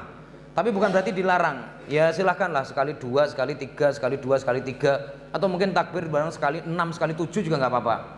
Intinya adalah diperbanyak mengucapkan Allahu Akbar dalam rangka untuk menyambut kemenangan kita setelah berhasil menjalankan ibadah Ramadan selama 1 bulan atau ibadah Dzulhijjah, yaitu yang berupa haji. Ya, kita ucapkan banyak takbir. Apa hukumnya melakukan hal yang sia-sia di bulan suci Ramadan? Misalnya begadang untuk ngobrol yang sia-sia, ya, apalagi kalau sampai ya mengganggu orang yang istirahat. Di bulan Ramadan sudah kita bahas, dosa itu dilipat gandakan. Karena bulan Ramadan bulan keramat dan bulan suci. Oh maaf, bukan bulan suci ya, bulan yang penuh barokah dan kebaikan. Bulan yang agung. Siapa yang mengisinya dengan keburukan maka dibalas keburukan berlipat-lipat. Naudzubillah. Nah, ikhwati billah barakallahu fikum. Orang yang melakukan hal yang sia-sia maka puasanya nggak dapat pahala. 1. Orang yang melakukan hal yang mengganggu orang maka puasanya bernilai dosa dan dia dapat tambahan dosa besar. Karena selama Ramadan itu segala macam dosa harus dihindari. Tadi sudah kita bahas ya kalimat dari Jabir bin Abdullah, idza kunta yauma shaumik, kalau kamu sedang berpuasa, amsik alaika lisanak, jaga mulut. Jaga mulut. Jangan kamu gunakan untuk ganggu dan nyakitin orang. Maka ngobrol malam-malam sampai ganggu orang tidur itu jelas selain mengurangi keberkahan Ramadan. Kalau ganggu orang berarti sudah kita bahas kemarin ya, kalau ada orang dolim kepada kita apa maksudnya itu? Berarti orang tersebut siap untuk memberikan semua kebaikannya kepada orang yang didolimi. Ya, maka antum kalau didolimi begitu, terima kasih ya, kamu sudah menyedekahkan kebaikan untuk saya, begitu ya. Karena kenapa? Kita ini sedang disakiti dan kelak pada hari kiamat keadilan Allah yang akan membereskan semuanya sehingga nanti kita akan mendapatkan keadilan yang seadil-adilnya, dapat pahala orang. Ya. Kemudian jika kita tidak puasa di bulan Ramadan nanti di akhirat kita digantung. Tapi kalau misalkan kita sakit atau ketika kita memaksa untuk ya puasa selama Ramadan, ya apakah kita juga akan mendapatkan siksaan yang sama? Tidak. Di dalam Al-Qur'an Allah Subhanahu wa taala berfirman, "Faman kana minkum maridon au ala safarin." siapa di antara kamu yang sakit atau sedang bepergian, fa'iddatum min ayyamin ukhor, maka silahkan untuk nggak puasa diganti saja besok di hari-hari setelah Ramadan. Kalau sudah nggak sakit dan nggak safar, berarti untuk orang sakit nggak masuk yang tadi itu adalah orang yang sehat walafiat tapi ternyata tidak berpuasa di bulan Ramadan. Adapun kalau orang yang sedang sakit, ya, maka disyariatkan untuk tidak usah puasa. Orang yang ketika puasa malah justru menghambat atau memperlambat sembuh, juga nggak usah puasa, nggak apa-apa. Orang yang kalau puasa takut nanti bakalan sakit karena mungkin punya mah dan lain sebagainya, nggak puasa juga nggak apa-apa. Tapi yang penting selalu niat puasa dulu. Kalau nggak sanggup, nggak kuat, baru silahkan dibatalkan, ya. Jadi kalau antum sakit, silahkan untuk tidak berpuasa karena Allah telah mengizinkan, ya, telah mengizinkan. Cuman harus diganti suatu saat nanti, gitu ya. Barakallahu. Kalau pas Ramadan malah nonton konser, apa hukumnya? Satu, berarti dia itu tidak hormat pada bulan Ramadan. Yang kedua, dosanya jadi berlipat ganda. Nonton konser sekali itu dosanya 1 kalau hari biasa. Ramadan kemungkinan kalau kita ikuti apa kata Imam Az-Zuhri 1000 kali dosanya. Karena ada zaman yang harus kita hormati, yaitu zaman Ramadan, ya. Kemudian yang ketiga, ya, orang yang tetap nonton konser di bulan Ramadan, maka kemungkinan besar orang seperti ini tidak mendapatkan pahala apapun dari puasanya. Yang dia dapat hanya haus dan lapar, ya. Kemudian yang selanjutnya, kalau ada orang nonton konser, ternyata yang ditonton itu konsernya ada perempuan gak pakai jilbab, ada perempuan yang membuka aurat, atau ada perempuannya aja, ya, maka itu sudah otomatis terjadi ikhtilat. Maka dosa besar di bulan Ramadan, dosa besarnya nilainya lebih besar lagi, kalikan zoom 1000 kali, ya, dosanya di zoom 1000 kali. Antum dosa sekali itu kalau bulan begini nih, ya, antum cuma dikasih 1 titik, tapi kalau antum Ramadan berbuat dosa, zoom 1000 kali, titiknya segede itulah kira-kira, ya. Barakallahu fikum. Karena bulan Ramadan bulan penuh dengan kebaikan. Kenapa antum isi keburukan? Bulan Ramadan itu pintu neraka ditutup. Kenapa antum gedor-gedor pengen masuk? Hah? Sama Allah bulan Ramadan itu neraka semuanya ditutup. Kenapa antum mencoba untuk buka-buka dan ketuk-ketuk dan gedor-gedor pintu neraka dengan menghadiri hal-hal yang berbau haram? Jadi nggak boleh, ya, nggak boleh. Ramadan harus jadi orang yang baik. Apakah ketika di bulan Ramadan berbicara dengan gue lo mengurangi pahala? Ya tergantung. Kalau orang Betawi ya kagak begitu, ya, nggak masalah. Kalau orang Betawi memang bahasanya lu gua, seperti itu. Tapi kalau itu antum ngomongnya kepada semua orang, ya jelas. Tapi yang jelas begini, ahi, bahasa lu gua itu kurang bagus untuk kita pakai. Maka sebaiknya kita hindari. Bilang saja saya, kamu, ya. Pakai saja bahasa yang bagus, ya. Karena kata Rasulullah SAW, ya, beliau menyampaikan, man kana yu'minu billahi wal yaumil akhir falyakul khairan au liyasmut. Siapa yang punya iman dan takut neraka, tolong kalau ngomong yang bagus, ya, tolong ngomongnya yang bagus. Kalau nggak bisa ngomong bagus, maka lebih baik diam. Kalau antum punya mulut dipakai ngomong yang nggak baik, lebih baik antum jadi bisu saja, nggak usah bisa ngomong, biar nggak kena dosa, ya. Maka mumpung dikasih mulut, gunakan ngomong itu yang lembut, yang baik, yang mudah dimengerti, yang mudah dipahami.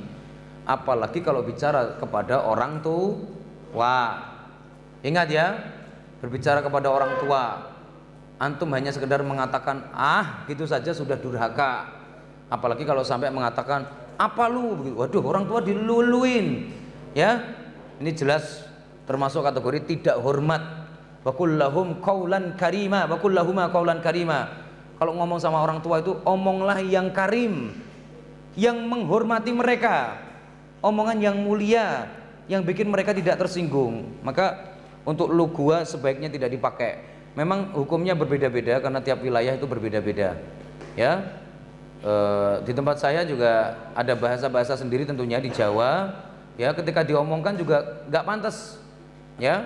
Maka orang mukmin usahakan, ya, yantakil kalam kama yantaki at-tamra.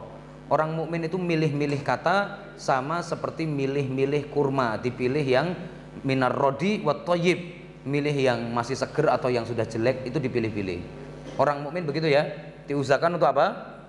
Pastikan ya kalimat-kalimat yang keluar itu semuanya mulia, semuanya itu kebaikan, jangan mengeluarkan kata-kata yang mengandung dosa. Baik, Allah. Kemudian apakah batal atau tidak puasanya jika kita gibah? Tidak, ya, bukan batal puasanya, yang batal pahalanya. Alias kalau antum puasa tapi tetap gibah, maka puasa antum nilainya 0. Ya, antum pernah ujian dapat nilai 0? Kalau pernah yaitu rasanya udah ngerjain tapi tidak dihargai. Orang yang berpuasa tapi kok gibah, maka tidak ada harganya untuk puasanya itu, nggak ada nilainya, alias 0. Ya, sehingga yang dia lakukan nanti sia-sia dan pada hari kiamat nyesel.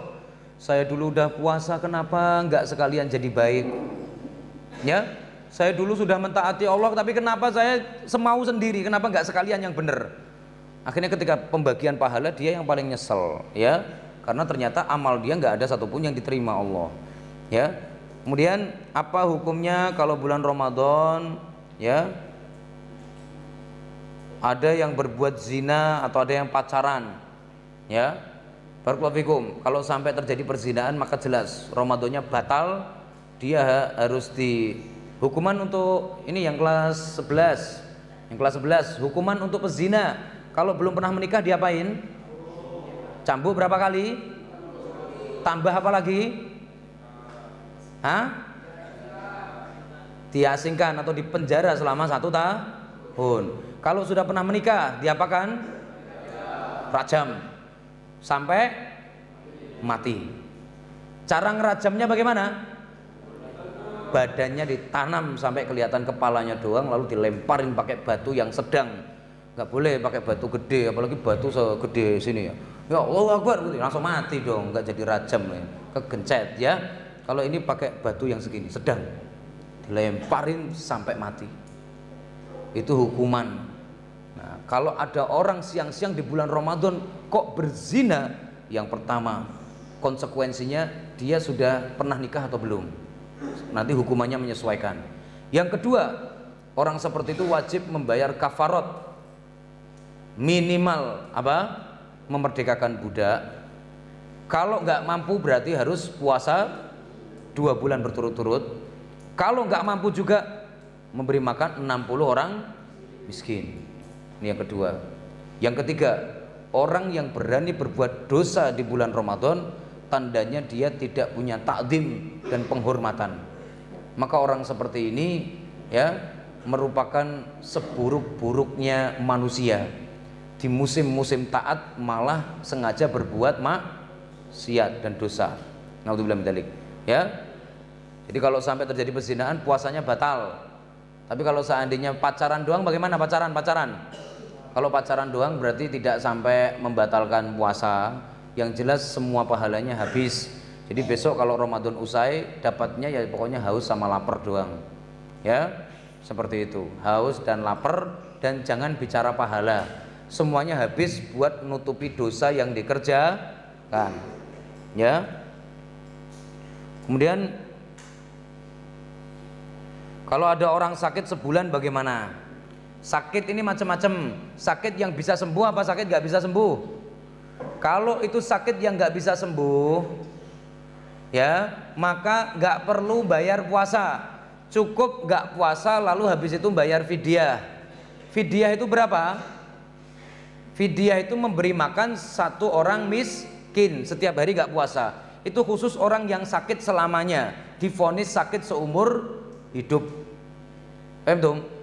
Contohnya misalkan orang-orang yang divonis penyakitnya, wah Pak ini Anda sudah misalkan ya gagal ginjal ini Pak, misalkan, atau Anda sudah divonis penyakitnya udah nggak bisa sembuh ini Pak, jangan dipakai puasa. Orang seperti itu maka besok nggak perlu bayar puasa. Ya, dia Ramadan 30 hari nggak puasa tapi harus bayar fidyah. fidyah itu memberi makan satu orang miskin setiap hari. Artinya kalau 30 hari harus ngasih makan 30 orang miskin. Satu orang miskin harus dikasih makan 1 mud. 1 mud itu sama dengan 1/5 sok. 1 sok itu zakat kita. Zakat kita berapa kilo? 1 sok kan zakat kita itu. Kata Rasulullah SAW, faradha alaina ya so'an min tamrin. Jadi Rasulullah itu mewajibkan kita untuk zakat 1 sok. 1 sok berapa kilo zakat? Antum zakatnya berapa? Zakatnya berapa kilo? 2,5. Kalau 1 mud itu 1/5-nya, berarti berapa? 1/5 sok, berarti berapa? Jadi kalau 5 mud itu dikumpulin jadi 1 sok, 500 gram, setengah liter setengah liter atau setengah kilo, apa? Setengah kilo ya. Jadi antum fidyah itu sebenarnya cukup setengah kilo beras dikasihkan orang, cukup. Tapi karena di Indonesia sudah ditetapkan ya berupa makanan, berarti ya itu yang berlaku, sehingga setiap hari disuruh membayar 30.000. Karena makanan standarnya orang Indonesia sekali makan habis 30.000 ya. Jadi intinya kalau ada orang yang sakitnya terus-terusan seperti itu, berarti apa? Tidak perlu membayar puasa, tapi cukup bayar fidyah. Tapi kalau sakitnya itu masih bisa sembuh, memang sakit lemes gitu, sakit tipes atau mungkin demam atau mungkin COVID ya, maka itu nanti wajib untuk qadha ya. Selesai Ramadan, setelah masuk Syawal, cepat dan segera diganti. Itu ya, bagi yang sakitnya bisa sembuh. Tapi kalau sakitnya nggak bisa sembuh, maka ya otomatis tidak perlu mengganti puasa, cukup fidyah saja. Ya, termasuk ibu-ibu yang sedang hamil. Kalau nanti puasa takut anaknya kenapa-napa, ya udah, itu juga nggak usah bayar puasa, cukup bayar fidyah. Ya, karena kasihan ibu-ibu kalau tiap tahun hamil nanti numpuk dong. Bisa setahun puasa terus itu ntar ya. Maka syariat Islam ini pengertian ibu-ibu juga disuruh fidyah saja. Ya. Termasuk ibu-ibu yang sedang menyusui 2 tahun. Ibu-ibu antum tuh ibu-ibu antum, umi-umi antum tuh ketika dulu menyusui antum itu lemes. Ya, seluruh energi itu hampir semuanya tersedot. Ya, untuk kepentingan biar antum tetap hidup. Nah, kalau dia ini sampai disuruh puasa, antum yang wafat, ya. Maka untuk menghindari itu, akhirnya ibu antum milih tidak puasa. Karena 2 tahun berarti 2 Ramadan tidak puasa. Apa yang harus dilakukan? 2 Ramadan nggak puasa, diganti nggak? Kalau diganti ya kapok nih 2 bulan berturut-turut. Maka disyariatkan bayar fidyah saja, nggak usah berpuasa di hari yang lain, gitu ya. Fidyahnya sama kayak tadi, 1 mud ya, dan 1 mud itu jadi itu 1/5 sok ya. Misalkan ada orang banyak dosa, niat taubat di bulan Ramadan, apakah semua dosa bisa dihapuskan? Bisa, tapi harus dicatat antum dosanya dosa ke Allah atau dosa kepada manusia. Kalau dosanya adalah antum berbuat maksiat, misalkan lihat perempuan nggak sengaja, dilirik terus, itu kan dosa tuh. Kalau yang seperti itu antum Ramadan bismillah, asalkan puasa yang bener, ikut sholat taraweh, sholat berjamaah yang bener, cukup. Insya Allah dosa antum terhapus total. Ghufira lahu ma taqaddama min dzambi, dosa yang telah lalu semuanya dihapus. Tapi kalau dosanya itu kepada orang, pernah jotos, ya, pernah nyuri, ya, atau mungkin barangkali pernah ngata-ngatain, antum mau nangis sampai keluar darah pun nggak diampuni sama Allah. Karena itu dosa kepada orang. Kalau mau datang ke orangnya lalu minta maaf. Dosa kepada makhluk tidak bisa diselesaikan dengan nangis, tidak bisa diselesaikan dengan taubat. Harus mengembalikan hak-haknya. Itu kata Imam Nawawi dalam Riyadhus Shalihin ya. Jadi artinya kalau antum pernah jotos orang, antum nangis, ya Allah ampuni aku, ya Allah ampuni aku, ya Allah, nangis begitu ya, nggak diampuni. Orang dosanya ke orang kok, minta maaf ke orang. Makanya jadi orang itu kalau bisa antum jangan pernah punya salah sama orang. Kata ya, Al-Munawi di dalam Faidul Qadir beliau menyampaikan, orang itu besok banyak masuk neraka gara-gara kesalahannya kepada manusia. Kalau salah ke Allah, Allah itu gampang ngampuninya. Ya. Tapi kalau salah kepada orang itu berat, karena manusia itu susah untuk memaafkan. Maka antum hati-hati. Kata Al-Imam Ibnul Jauzi dalam Saidul Khatir, antum ketika salah sama orang itu ibaratnya sama dengan antum menancapkan paku ke pohon. Bisa dicabut nggak? Bisa. Bekasnya bisa hilang nggak? Nggak bisa. Antum bisa melukai orang, bisa menyakiti orang, bisa bikin nangis orang, antum bisa minta maaf. Tapi lukanya sembuh nggak dia? Enggak. Itu yang bikin dosa sama orang itu gede banget, yang bikin manusia banyak masuk neraka itu. Makanya kemarin sudah kita bahas ya, Nabi Muhammad SAW bersabda, aktsaru ma yudkhilun nasun nara al-famu wal faraj. Yang paling banyak bikin manusia masuk neraka itu adalah mulutnya sama kemaluannya. Ya, kalau antum mungkin bisa jaga kemaluan dengan baik, tidak digunakan yang haram-haram, selanjutnya tugas antum jaga mulut. Nyakitin orang pakai mulut itu kadang lebih kejam, lebih nusuknya lebih tajam ketimbang pedang. Ngata-ngatain, ya, jangan pernah ngata-ngatain teman ya. Saya punya pengalaman yang sangat, menurut saya sangat penting lah buat antum. Saya itu dulu setiap di pondok manapun, teman saya itu adalah para duafa. Ini sedikit cerita aja ya. Begini ya, saya itu ketika di pondok, saya itu selalu posisinya adalah ranking 1 terus. Tapi teman saya itu para duafa di pondok. Ada yang anak dibully, ada anak yang suka nangis, ada anak yang paling bau, ya, itu ya. Ada anak-anak yang paling nggak disenengin, ada anak-anak yang mau disingkirin, ada anak-anak yang nggak dianggap, ada anak-anak yang saking kecilnya sampai nggak dihargai temen. Itu semuanya mereka ngumpul di dekat saya, tiap hari kita bermain bersama, tiap hari kita ngobrol, jalan-jalan pun ya sama anak-anak itu saya.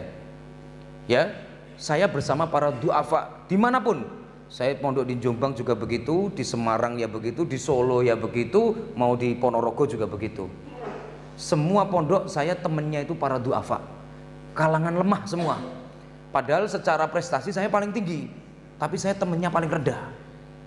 Ya, barakallahu fikum. Tapi ternyata itu jadi pertolongan. Pertolongan dari Allah datang di saat saya mau dilemahkan oleh banyak orang. Pertolongan itu datang dari orang-orang paling kuat. Saya jadi teringat diri saya, ya Allah, dulu saya pernah nolongin nih manusia yang sering dibully oleh orang sepondok. Dia saya gandeng, saya jaga, saya lindungi, pertahankan, kuatkan diri antum. Ternyata ketika saya mengalami hal yang barangkali diperlakukan tidak baik sama orang, orang-orang terkuat di bumi datang semuanya nolongin saya. Balasan al jaza'u min jinsil amal. Saya pernah menolong, ada saatnya saya ditolong. Antum ada saatnya ngata-ngatain orang, antum siap suatu saat dikata-katain orang. Antum ada saatnya sekarang bisa nonjok orang lari, tapi ingat suatu saat juga akan ada orang nonjok antum dan lari. Ya, maka hati-hati. Kalau antum sudah berbuat dolim, belum dibalas sama Allah, hati-hati. Jangan-jangan itu timingnya belum pas. Nanti pas antum lagi tertawa terbahak-bahak, tiba-tiba hukuman Allah itu datang. Ya, innallaha la yumli 'alad zalim. Kadang Allah itu menunda hukuman untuk orang dolim. Hatta idza akhadahu lam yuflithu. Tapi kalau Allah nanti sudah menghukum, jangan harap bisa lepas kamu. Antum sekarang bisa aja naik mobil, nabrak orang, kabur, tabrak lari. Ada saatnya antum ditabrak orang dan ditinggal lari juga. Al jaza min jinsil amal. Ya, hayakallah. Baik, ini untuk yang terakhir ya. Saya ini kan kalau pas Ramadan ingin workout ya, biasanya saya workout sambil dengerin lagu agar tambah semangat. Bolehkah ketika Ramadan mendengarkan lagu-lagu yang bukan tentang cinta? Syukron. Barakallahu fikum. Untuk masalah lagu ya, sebaiknya dihindari ya. Pengaruh musik itu tidak bagus buat kita. Kalau boleh saran, ada banyak sekali nasyid-nasyid yang bisa bikin semangat. Seperti itu. Terus bagaimana kalau misalkan mungkin barangkali Mahir Zain atau lain sebagainya begitu ya. Kalau musiknya terlalu dominan, antum tidak fokus mendengarkan kalimatnya. Ya, para ulama mengatakan semua musik yang bikin kita jadi bergoyang itu berarti musik haram. Ya, musik yang bikin kita jadi bergerak, badannya jadi goyang-goyang, itu musik haram. Ya, maka sebaiknya antum pakai saja nasid-nasid yang sangat banyak sekali ya. Kapan-kapan lah mungkin biar saya downloadkan, biar sering diputar di sini. Nasid-nasid dengan antum laki-laki ya, antum jangan suka lagu itu bikin meleot, tahu nggak antum? Jadi orang ya laki-laki begitu, tiba-tiba antum dengerinnya lagu, nyanyinya bikin gini-gini begitu ya. Ya, jangan pernah begitu ya. Misalkan, ya Allah ya Rabbi akhi, antum ngapain sampai gini-gini segala ini apa? Begitu loh ya.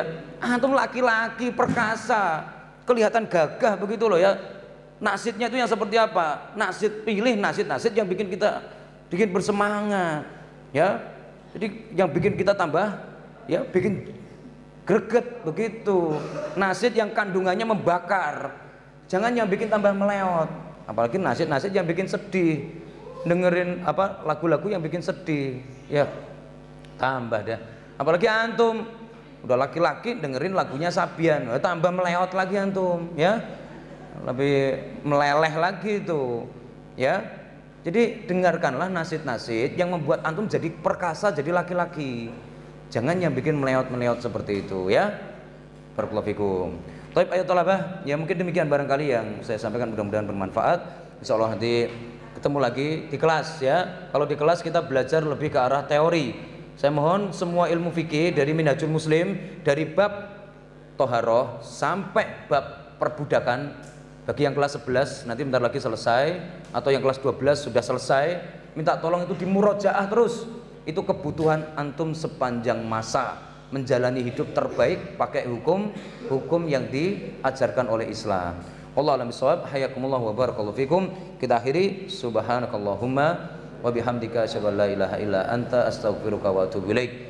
Wassalamualaikum warahmatullahi wabarakatuh.